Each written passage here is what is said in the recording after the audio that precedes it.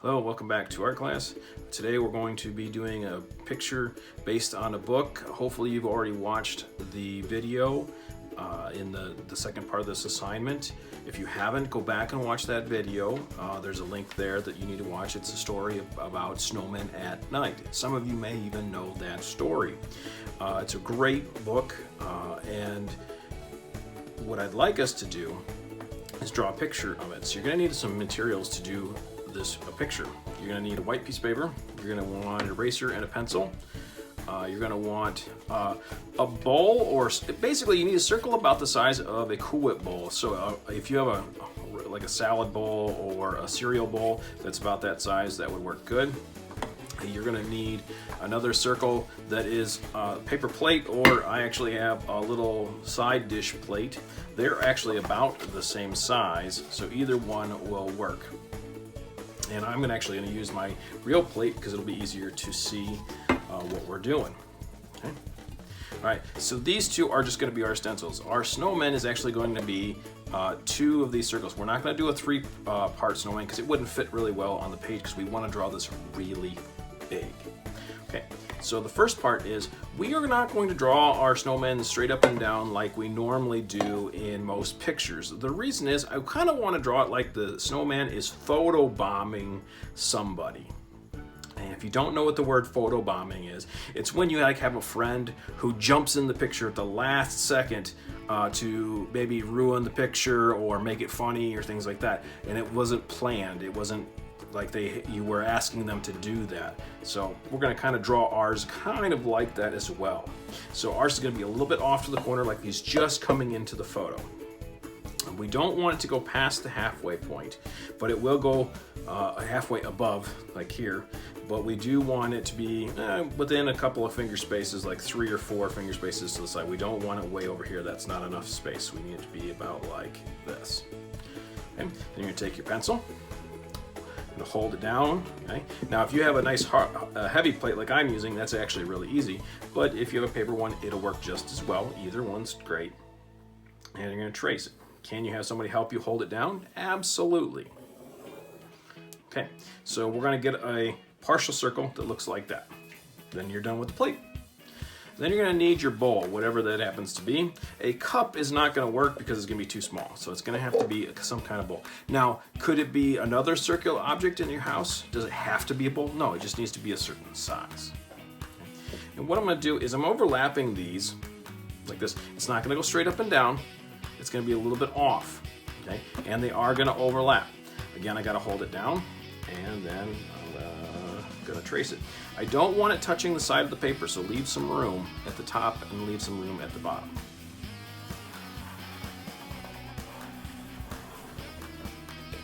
Okay, so there is my second circle. Okay, so this is like the middle of the snowman. This is the top. The bottom would be off the page. Now, the next thing we're going to do is we need to add in we'll actually need to subtract this line. This line is in the way. We shouldn't really be able to see that line. So just take your eraser.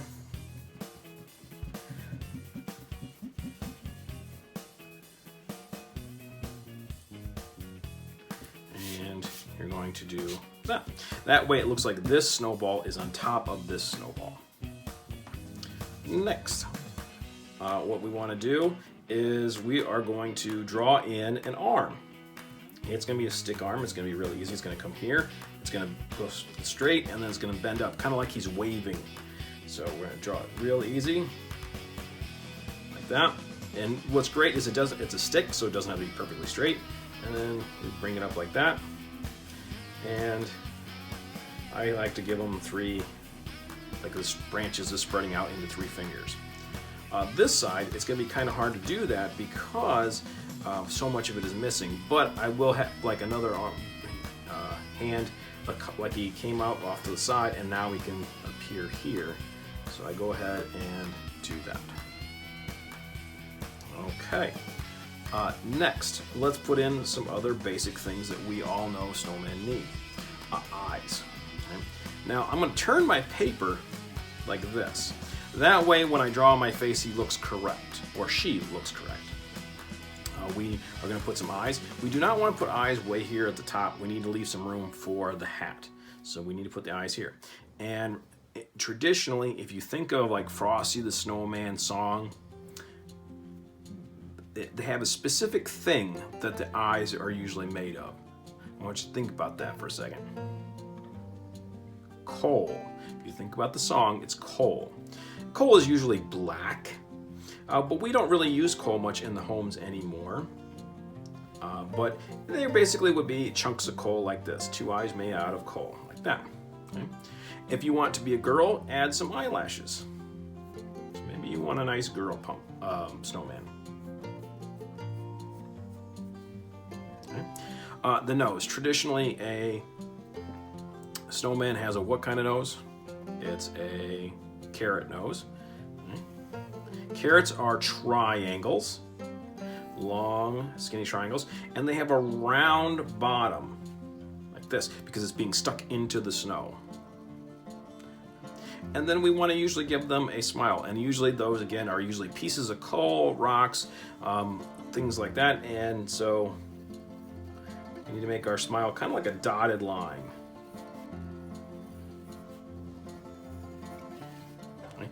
I do about 5, and they're about the size of my pinky or my finger. You don't want to make them really tiny. Tiny is not good. Like little tiny ones like this, that's going to be a pain to color because we will be coloring this picture. So we want to make it big enough to make it easy to color. Okay, now we have a basic layout. Next, I would turn back, so now she's gonna jump. It's like she's jumping in and saying hi.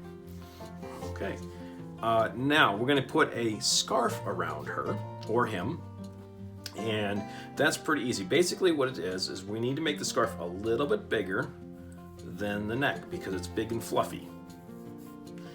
Okay, so it sticks out past his neck a little bit, and it's gonna come around him or her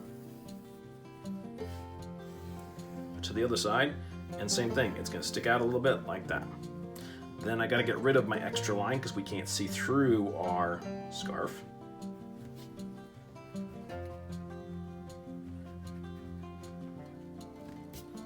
Like that. Okay, and then usually there's a part that hangs down, so you can pick which side it hangs down. I like to do it right about here. And then they usually have these little tassels for a lot of scarves. And that can actually go right off the page a little bit if you want. And then traditionally, coats used to have lots of buttons. Some coats still do. Today we use zippers more often than anything else, but old style coats are done with buttons. So I want to give her 2 or 3 buttons. Okay? And you can even put the 4 dots that were the holes for the buttons to be sewn in place, like that. Okay. We're doing really good. The last thing I want to add today is a hat, but I want to give you a couple options with the hats. Okay, so I'm going to flip my paper over, and you can practice this on the back of your picture as well. Okay, I'm going to draw 2 circles. They're going to be the 2 heads for 2 different kinds of hats. Okay, you will choose whichever one you want to do. So let's go traditional first. Top hat, the Frosty the Snowman top hat. Pretty easy to draw. You're going to have, the hat needs to sit on top of the head, okay? It's not floating above it when you get dressed to go out for winter that covers your hair, so it's got to cover part of the head.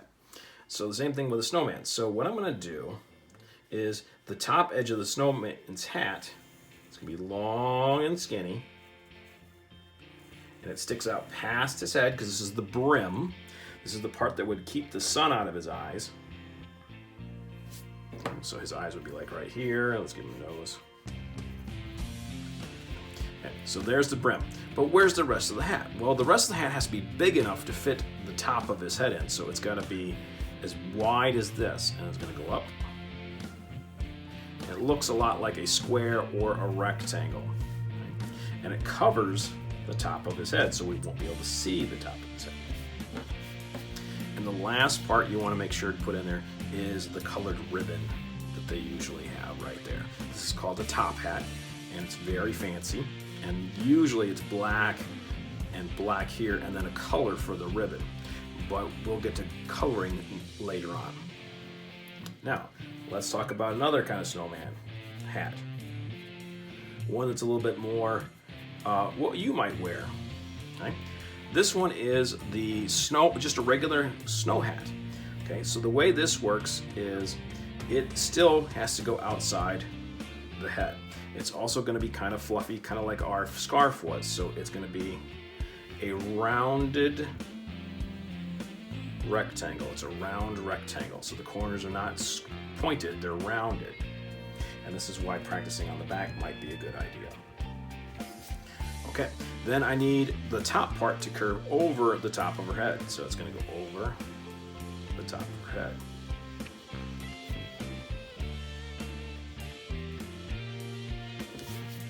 Okay, and then we can give her a fuzzball.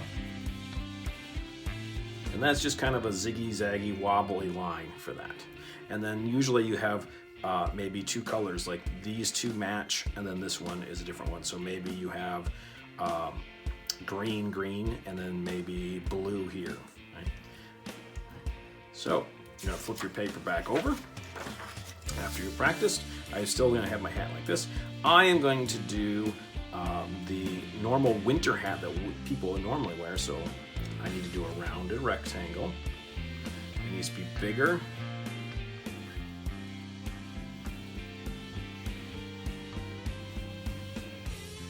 Your head.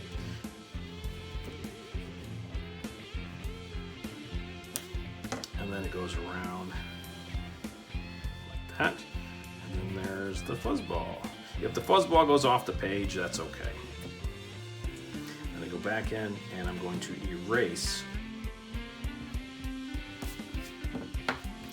the parts of the snowman that are hidden by the hat. And now she looks ready for coloring, which we will do next week. So what I need you to do at this point is make sure you've watched the story and you've gotten this drawn. Snap a photo of this and attach it to the assignment, please. And I will see you next week for a wrap-up.